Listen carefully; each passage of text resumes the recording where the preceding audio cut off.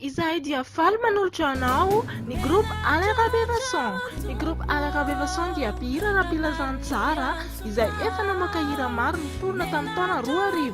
Ahitanao reto hira ireto: Velona Jesosy, Jesosy saro-piaro, faly miterany tompo, fitiavana mahagaga, miverena mody, tiako loatra, Jesoa araiky avao, valera, fifaliana ary ireo maro hafa koa tahaka ny antsoanao, tsara iny lalan'iny, matetika, afatrafatra, antso, come to me, ary ny anaran'i Jesosy sy ny vavaka ho anao ary ireo maro hafa ihany koa. Miara-miasa amin'ny olona rehetra ny groupe Alain Rabevasson, ary raha ohatra ka mila fanazavana fanampiny ianao, koa aza misalasala ny miantso ny lahara taroby 034 53 691 49 raha misy fanontaniana tianao apetraka.